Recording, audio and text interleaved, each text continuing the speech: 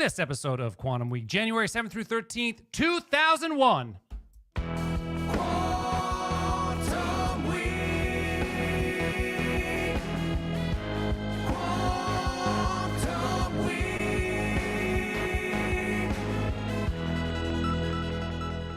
The sprinkles break us into the show. Welcome everybody to Quantum Week. We are a show where Briggs and I leap into a random week of a random year and talk about the hit song, the hit movie, some headlines, perhaps, if we remember to do them. I almost forgot to do them today, so I got some. I got quickly, a couple. But if you got a couple, then we're covered at least. In this show we are in mid-January of 2001, and we're talking about the movie Traffic, which is a Soderbergh film, and Miss Jackson, the Outkast song. Yeah, Briggs, should we get right into it? How did you? So, I have an interesting. Not interesting. I have like a. I don't know. I Soderbergh, to me, it's like he's really brilliant, but then he also does some weird stuff too. Not weird, like bad stuff. He's kind of hit and miss, but the brilliant stuff that he does is super brilliant. So. Okay. I agree with that. He's got kind of an out of the box attitude for a guy who's done a lot of big Hollywood movies. Yeah, and because he's originally an indie guy. He's an indie guy, and I think he's an indie guy at heart. For sure. He's an art house avant-garde guy at heart, 100%, right? But then he does like big budget stuff that doesn't make sense to me. Like when you do Ocean's 11, I mean, holla for that dollar. I get those movies made a lot of money, and they were probably fun to make. So much money, and you're right, very fun to make.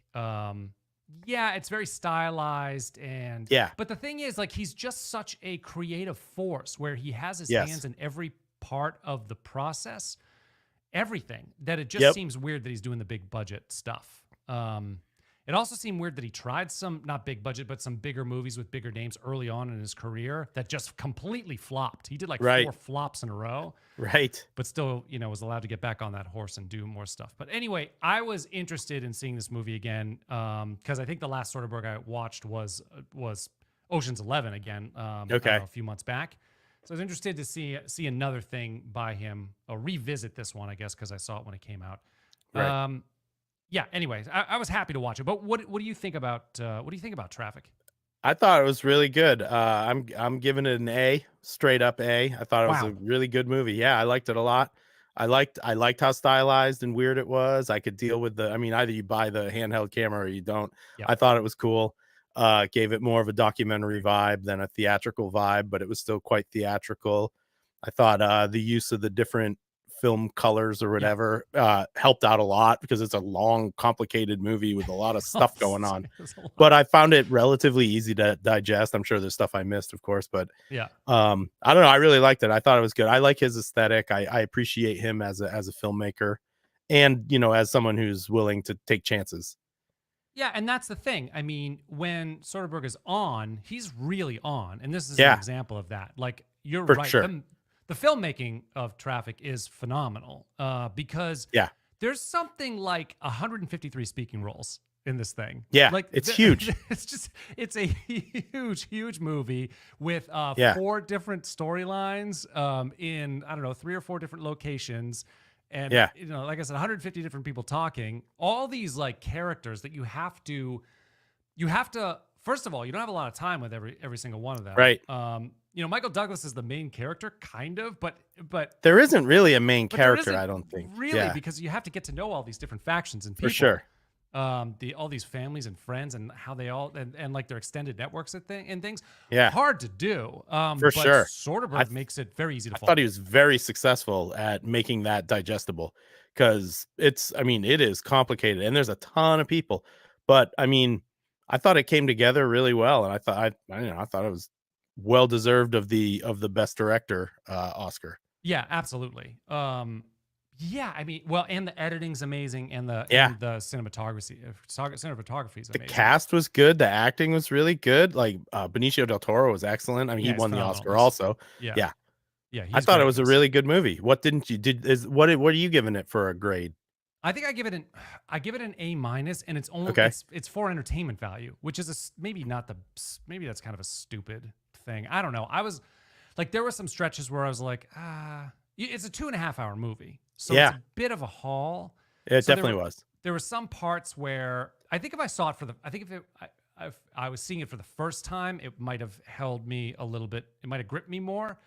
But Okay. there was a couple spots where I was just like, I don't really care. Like Topher, what's his name? Topher Grace Topher character. Grace. Yeah. I mean, that whole storyline is interesting and good, but whenever he's on the screen, for some reason, I don't want him. Like, I'm like, get this motherfucker out of here. Like, Oh, really? I I liked don't. him. I thought he was good as someone who was very unlikable, like a prick, like a classic kind of like 80s villain. You know, like you're not supposed to He like is that an guy. A's villain. No, I'm not. Yeah, no, but I was just annoyed by him, and so Oh, I'm I like, thought that why was do we the even? point. Like I thought that's what was supposed to happen. I thought he did a great Right. job. Okay, that's true. But for some reason, those parts dragged, and I was like, yeah, let me Okay. get back to the other story. I want to see Benicio del Toro again, That basically. was that storyline was awesome. I mean, I thought all the storylines were good. I like The the Cheadle. Topher Grace, the Don Cheadle and Luis Guzman together Yeah, again. yeah, They're great. Those guys are so fun. They have such a good vibe together. yeah. They really do, and that was another good one too. It's just I think it got a little bit slow during the backstory of the Michael Douglas character and his family. Yeah, That was the only yeah. Hmm. that was the only thing. But I give it an A-, Briggs. It's not like I'm giving Yeah, this I a know. B. Oh, I mean, I'm it's high. fine with your rating. Your rating is not bothering me at all, and Okay, I good. appreciate your criticisms. I mean, I'm the first person to not like a long movie. You know Right. what I mean? And this one didn't drag for me. It was very engaging the whole time. Even the Michael Douglas story, I thought it was well done. Sure. It's not as exciting and cool as the other ones, but I think Right. it was uh, I think it was necessary to tell the full tale of the war on drugs. You know what I mean? Absolutely. You need all the Which is what he pieces. was doing, right? And that's Right. what I kind of I like that documentary aspect of it. Like it didn't really do a whole lot of editorializing. It just kind of laid it all out and said, "Here's all this bad stuff that happens." I mean, it very clearly demonstrates that the war on drugs was a failure, Absolutely. and Yeah. it doesn't have to like get in your face and tell you. Like you can just watch it and see this. You know? And maybe let's get into that a little bit because I have a lot to say Sure, here, honestly, and sounds like you and I are please. on the same page. Like, Mm. so in a world like we're so used to with entertainment right now, and it's starting to change, I think. But for entertainment right now, and for the last say decade, it's been a very finger waggy place, right? Yeah. Okay. Sure. It's like it has to be the right message from the right representative group and and the Yeah. right political persuasion. Like that's the world that we live in a lot of time. I mean, look at any Star Wars over the last decade, with few exceptions, it's like that. And you Yeah. just roll your eyes because the message is like the finger waggy political message is more important than like telling a story and like Right. and empathizing with people. So it's so refreshing again to go back to the 2001 and Yeah. see that Soderbergh does a great nuanced job of telling this story from multiple the war on drugs story from multiple perspectives, and you are able to have empathy from almost everybody. Like almost Yeah. not the cartels, but like Right. even the But wife. you can see their motivations quite clearly. Yeah, even the wife of like Catherine Catherine Zeta-Jones' Zeta-Jones character. even her, like she gets a little devious at the end, but even her, you have like empathy for as like Yeah. as a the wife of a drug dealer. I mean, if she actually Sure. didn't know, but then how she kind of fulfills that role afterwards. But anyway, so it's a nuanced view, and you have empathy for a lot of the different players.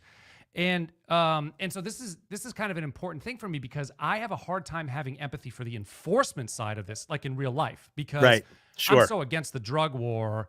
Like it's to my core. Like it doesn't Right. benefit any American whatsoever. It doesn't benefit citizens. It doesn't benefit addicts. Like it's largely organizations and really powerful people who benefit from it, and the cartels. Like Right. you can think about like who does it benefit? Well, it militarizes the police, so they get extra funding and equipment and gear.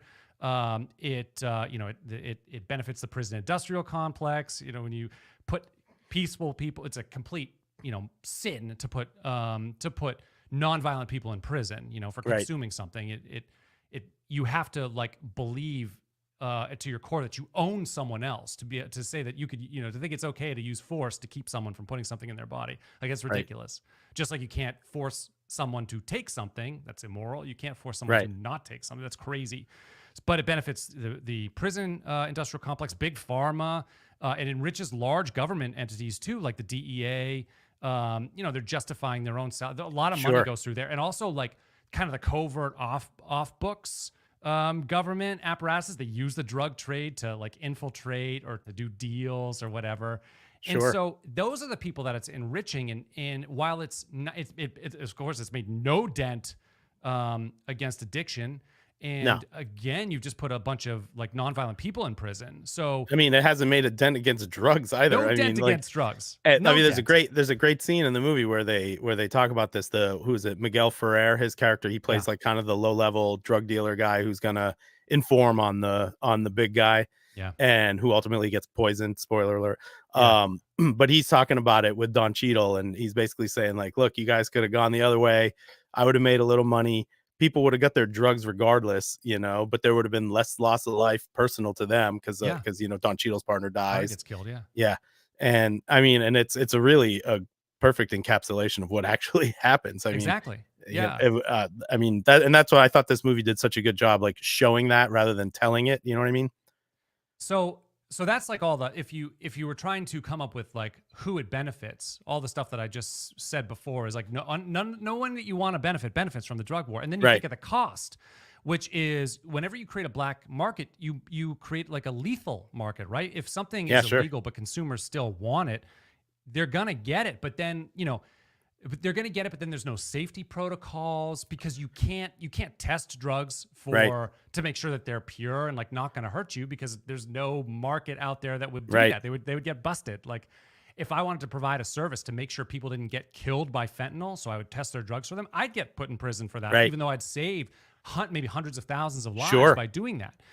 So there's that aspect, and then also it creates gangs. Like there wouldn't really be gangs without like without they got to make money some way, right? Yeah, and of course it's going to get violent because there's no way for them to resolve disputes. So if you have two organizations that have a dispute, well, it's going to go to violence. Like there's no mechanism for them. So all it does is create this black market. Just creates a like a lethal combination, and it's horrible. So anyway, so that's my perspective on this whole thing. But still, this movie allowed me to have empathy for the enforcement side too, because probably many of them are not, and their actions, I think, are immoral. If you're putting away peaceful people into prison, your actions are immoral. But that said, a lot, there's got to be at least a certain portion of them are trying to do it for the right reasons. Like they're trying, they see that the effect that drugs have on families and kids, and I have to believe that some of them, that's why they got into the enforcement aspect in the first place, is because they wanted to make a difference. So I sometimes forget that though, because I think of the morality of it and I think of the people sitting, who are caged for consuming something, and that makes me really upset. It's awful. But at the same time, I do have empathy for the other side too, because a lot of them doing it for the right reasons. And anyway, so this movie allowed me to sort of reconnect with that. Sure. I mean, it shows them as real people, right? Like it shows Don Cheadle and Louise Guzman kind of like just like joking around, just being regular dudes or whatever. Although they're still, I mean, they weren't really out to get the low level people. They were trying to bust the higher level people, which, you can argue maybe there's a slightly different opinion on that. I mean, I definitely don't think anyone should get in trouble for consuming drugs. That seems ridiculous. It's ridiculous. But the drugs also cause a lot of harm. And to your point, I mean, especially these days, like the quality of the stuff that you get, like everything is laced with something that's even more deadly. Yeah. Which I mean wasn't really as big of a deal when this movie came out, in the early 2000s. The fentanyl thing I don't think was an issue. Yeah, it's horrible. Yeah. It's just so potent. The stuff even marijuana now is so potent. Right, compared, for sure. You have to be you really have to be careful. Yeah. Even if it's not laced, it's just we've done such a good job growing. Well, I mean, the prohibition on marijuana is kind of going away too. That's true too. There's you can go to the weed store and buy weed, and they have a chemical analysis, to your point earlier, of what's in it. You know what I mean? And you can pick and choose what you want based on that, which would be, huge, because I mean, addiction is a disease, right? It shouldn't be a criminally punished thing. Right. Yeah. So it did a great job, just from the different angles. I mean, I thought so. Benicio del Toro's character, you absolutely empathize with him because he's on the enforcement side, but he really is trying. He couldn't be bought off. He was trying to do the right thing, and at the end, he kind of gets his wish for helping out the U.S. feds by getting that ballpark with lights in place for the kids. Yeah. I mean, and he saw a lot of trauma. He lost for his friend, and but so yeah, it's hard to not. Yeah, it's hard to not like identify with people who are trying to do the right thing, even if they're on sort of an enforcement side of it. So totally. The other thing I wanted, so I meant, or we talked about this before. So Soderbergh has his hands in everything. Like he ran the camera this whole movie. Yeah, he filmed it. And used a pseudonym to do it. I think there's probably. I think that's kind of smart. Yeah, I think there might be even some union stuff around. Oh, really? Too, which might make you can't take credit for it.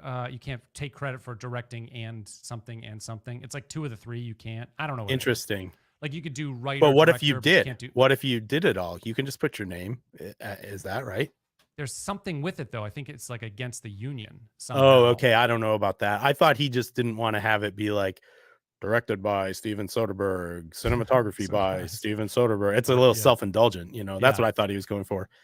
But he frequently does this. Like I guess his cinematography name is Peter Andrews, which I think is like his dad's name. Yeah. And then he uses his mom's name for something else when he does a different is that what it is? Okay. Yeah. Okay. Yeah. He did not edit this one. He had like a regular editor do it, right? He did, but he must have I mean, he must have had his hands. Well, for sure, right? Thing, right? Because there's no way to do it otherwise.